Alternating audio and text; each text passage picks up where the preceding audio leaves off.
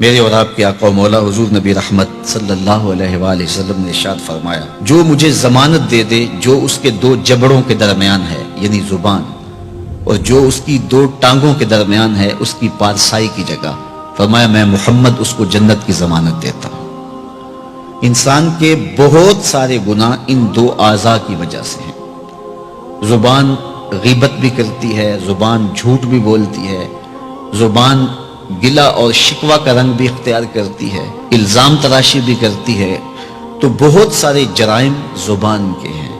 اس لیے ہمیں زبان کی حفاظت کرنے کی تلقین کی گئی۔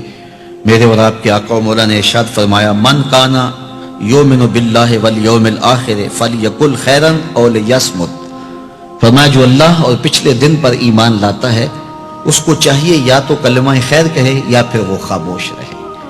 تو زبان کو قابو میں رکھو۔ اللہ تعالیٰ جل شانہ نے اس زبان کو 32 دانتوں میں جکڑ کے رکھا ہے، لیکن اس کے باوجود پھر بے قابو ہو جاتی ہے، اور بہت سارے ہمارے گناہ ہماری زبان کی وجہ سے ہیں۔ تو ان دو اعضاء کی خاص طور پہ حفاظت کرنے کی تلقین کی گئی، اور ساتھ ضمانت دی گئی کہ اگر تم ان دو اعضاء کی حفاظت کی مجھے ضمانت دیتے ہو تو میں تمہیں جنت کی ضمانت دیتا ہوں۔ بلکہ ہمیں اپنے رویوں کو بھی محتاط کرنے کی تلقین کی گئی ہے۔ تو اپنی زبان سے، اپنے عمل سے، اپنے کردار سے، اپنے اشارے سے، اپنے کنائے سے، اپنے رویے سے دوسرے مومن بھائی کی بہتری کے لیے سوچا جائے۔ جب اپنے دل صاف رکھیں گے تو دل پھر آئینے کی مانند ہوگا، پھر اس آئینے میں دیکھیں گے تو پھر خیر ہی نظر آئے گی۔ تو جب آئینہ ہی دھندلا کر لیا تو پھر کیا دکھائی دے گا؟ اس لیے اپنے دل کو ستھرا کریں، اپنے دل کو پاک کریں، پھر اپنے دل کے آئینے میں تمہیں ہر کوئی اچھا ہی دکھائی دے گا نا۔ کس کو پتھر مارے ناصر کون پر آیا ہے، دل کے شیش محل میں ایک ایک چہرہ اپنا لگتا ہے۔ تو پھر دل مصفا ہو گیا، دل مزکا ہو گیا، تو پھر جو ہے وہ پاکیزگی ہی پاکیزگی ہے، نور ہی نور ہے۔ ہم تو نماز پڑھنے لگ جائیں تو بے نمازیوں کو حقیر سمجھنے لگ جاتے ہیں۔ وہ کیسی نماز ہے جس نے ہمیں تکبر میں مبتلا کر دیا، جس نے ہمارے دماغ میں غرور بھر دیا، ہمیں لوگ بونے بونے اور چھوٹے چھوٹے دکھائی دینے لگے اگر ہم نے جو ہے وہ چند سجدے کر لیے۔ ایک بزرگ فرماتے تھے، اگر کسی کو تم برائی میں بھی دیکھو تو یہ سوچو ہو سکتا ہے اس کی زندگی کی آخری برائی ہو، پھر وہ توبہ کر لے، اور میری زندگی کی ہو سکتا ہے یہ آخری نیکی ہو، مجھ سے کوئی گناہ سرزد ہو جائے۔ کتنے لوگ ہیں جو مرتبہ کمال پہ پہنچے لڑک گئے، بڑے بڑے لوگ تھے لیکن انجام ٹھیک نہیں ہوا۔ بلعم بن باورا کی مثال ہمارے سامنے موجود ہے۔ بنی اسرائیل کا مستجاب الدعوات ولی تھا، اور جب ہاتھ پھیلا کے منہ پہ ہاتھ پھیرتا تو ہاتھ بعد میں منہ پہ جاتے، قبولیت پہلے ہو جاتی۔ لیکن اسی کے بارے میں قرآن نے کہا نا، مثلہ کمثل الکلب، اس کی مثال کتے کی مثال ہے۔ زبان لٹک گئی تھی، زمین چاٹتا تھا، چونکہ اس کے ہاتھ نبی کے خلاف اٹھ گئے تھے۔ اس نے سمجھا تھا میں مستجاب الدعوات ہو گیا ہوں، اب جو چاہوں جس کے بارے چاہوں بد دعا کر دوں، لیکن بد دعا اپنے حق میں نکل گئی، زبان لٹک گئی۔ اس لیے میاں صاحب بولے، پڑھنے اتے مان کرینا نہ آکھی میں پڑھیا، او جبار کہار صداوے متا روڑ دیوے دودھ کڑیا۔ تو اس لیے ہر وقت ڈرتے رہو۔ ابھی ملیکہ کہتے ہیں میں نے 30 اصحاب رسول سے ملاقات کی ہے، 30 اصحاب رسول سے، تو میں نے ہر شخص کو فکر مند پایا ہے۔ وہ کہتے تھے ہمارا انجام ٹھیک ہو جائے، انجام ٹھیک ہو جائے۔ حضرت سیدنا ابو بکر صدیق رضی اللہ تعالیٰ عنہ، جن کے بارے میں میرے رسول کی زبان سے لفظ نکلے، ابو بکر فی الجنہ، ابو بکر جنتی ہے، لیکن وہ کہتے ہیں ایک چڑیا کو دیکھ کے شاخ پہ بیٹھی ہے، کہا واہ چڑیا کتنی موج ہے تجھے، ایک شاخ سے اڑتی ہے دوسری شاخ پہ بیٹھ جاتی ہے، اور قیامت کے دن تیرا حساب بھی نہیں ہوگا، پسے تو ہم ہیں جن کا حساب ہوگا۔ یہ وہ لوگ ہیں جن کی زندگی دیکھیے، ان الشیطان یفر من ظل عمر، عمر وہ ہے جس کے سائے سے شیطان بھی بھاگتا ہے، لیکن وہ کہتے کاش میں مٹی کا ڈھیلا ہوتا۔ لیکن وہ لوگ جو خشیت الہی کے نور میں پرورش پاتے رہے، وہ ساری زندگیاں عبادت میں گزارنے کے بعد پھر بھی روتے تھے، پتہ نہیں ہماری باتیں بھی قبول ہوئی ہے کہ نہیں۔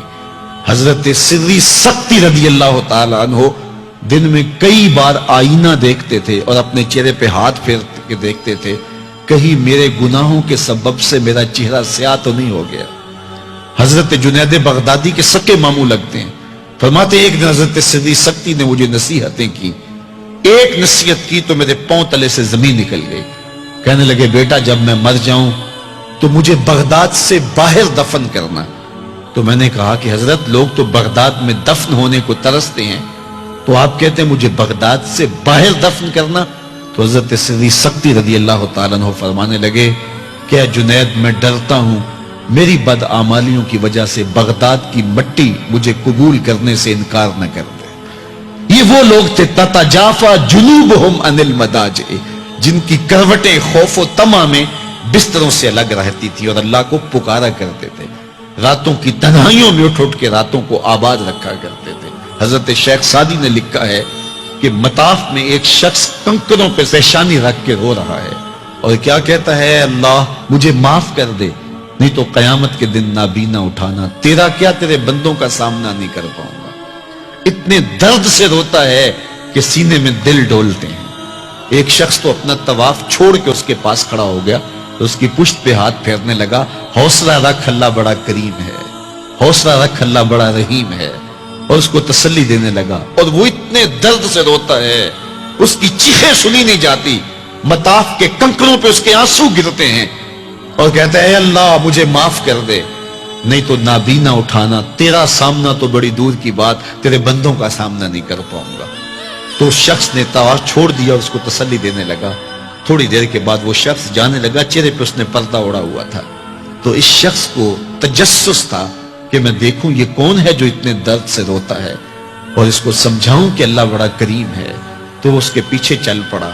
تو جب اس شخص نے نقاب سے پردہ اٹھایا تو اس شخص کی چیخیں نکل گئی، فائزہ ہوا الشیخ عبد القادر جیلانی. تو یہ زاروں کے تار رونے والا شیخ عبد القادر جیلانی تھا. آج پیر کہتا ہے کہ میں تمہیں بخشوا دوں گا، ضمانت فراہم کر رہا ہے. یہ حضرت غوث اعظم رضی اللہ تعالیٰ عنہ یہ خشیت، یہ عاجزی، یہ نیاز مندی اللہ کے حضور پیش کر رہے ہیں.